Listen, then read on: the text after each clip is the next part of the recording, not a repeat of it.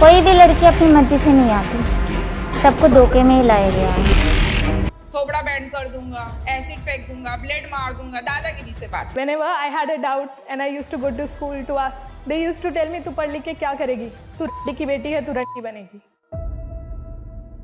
पेट की आग जब तपा देती है तो जिस्म कपड़े उतार कर फेंक देती है।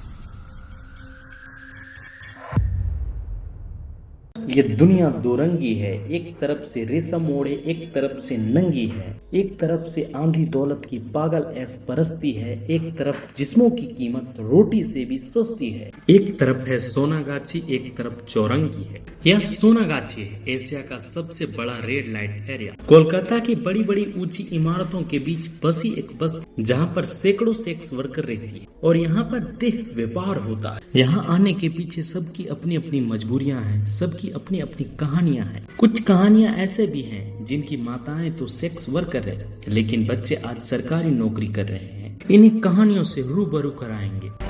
वहाँ पे बच्चा के सामने माँ धंधा कर रही है।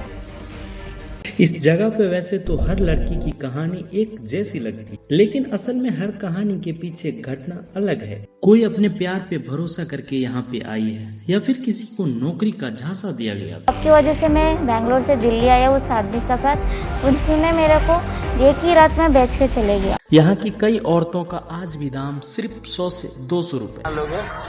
300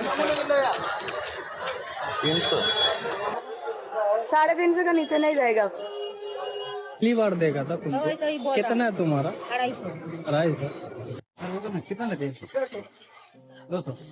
सोनागाछी आने वाली हर लड़की किसी अपने के ही धोखे का शिकार है। चंद पैसे के लिए बिकती है, फिर हाँ रोती है, झगड़ती है, लेकिन एक दिन उसे खुद को ही बेचने की आदत सी हो जाती है। यहाँ के हर एक कोठे में एक मालकिन या फिर घरवाली होती है जो वैसे तो खुद भी पहले सेक्स वर्कर रह चुकी होती है। लड़कियां खाली हैं इस वक्त, देख लो, चुन लो जो पसंद। एक जर्नलिस्ट ने जब सोनागाछी के इन गलियों में एक स्ट्रिंग ऑपरेशन किया तब जाकर मालूम पड़ा कि जो भी लड़की सेक्स करने से मना कर देती है उसे कई दिनों तक भूखा रखा जाता है। खड़ा नहीं रहेगा तो खाने को भी नहीं देगा।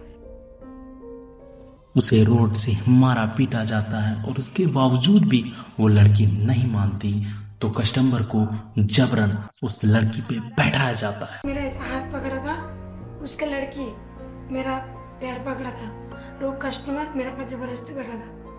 3 महीना मेरे को जे हॉस्पिटल में दिखाया।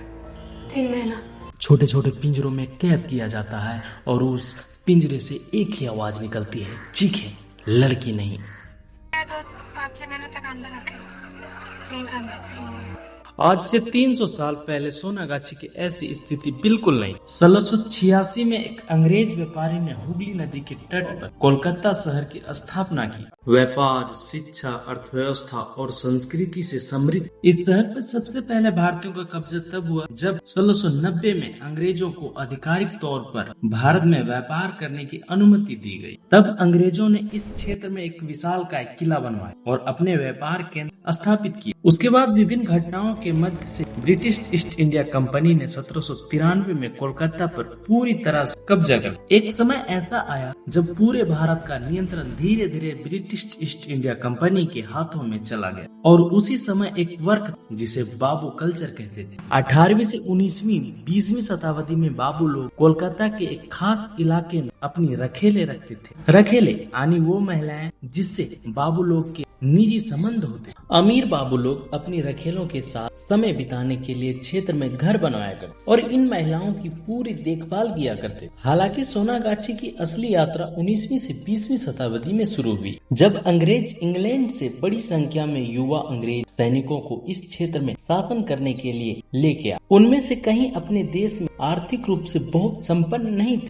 लेकिन जब वह भारत आए तो उनके पास काफी पैसे आ गए क्योंकि उनकी पत्नी और बच्चे इंग्लैंड में ही रहते थे। इसलिए वे भारत में आकर भोग विलास में डूब गए। अपनी जरूरतों को पूरा करने के लिए वह बहुत कम पैसे देकर यहाँ की रखेले या फिर युवा विधवा महिलाओं के साथ अनैतिक संबंध बनाते थे। यहीं से पैसे के बदले जिस्म का सौदा शुरू हुआ और धीरे धीरे यह व्यवस्था एक देह व्यापार प्रणाली बन गई। कहा जाता है कि इस तरह कोलकाता शहर में यह देह व्यापार शुरू हुई, वो भी अंग्रेजों के हाथों से। इतिहास में तो यह भी कहा गया है कि इस स्थान के एक प्रमुख जमींदार राजू राजकुमार डकनाथ। उस समय ज्यादातर बाबू लोग के लिए एक से अधिक रखेले रखना एक बाबू संस्कृति का हिस्सा बन चुका था, लेकिन ये रखेले उनके घर परिवार के साथ नहीं रह सकती थी, इसलिए बाबू लोग अलग मकान बनवाकर उन्हें वर्तमान में सोनागाछी क्षेत्र में रखते थे। टाइम के साथ साथ यहाँ पे बहुत सारे मकाने बनते चले गए और यह क्षेत्र एक वेश्यावृत्ति का केंद्र बन गया। कहते हैं कि इस जगह का नाम सोनागाछी कैसे पड़ा। इन कहानियों का वर्णन इतिहासकार पीटी नायक की किताब आ हिस्ट्री ऑफ कोलकाता सोनागाछी का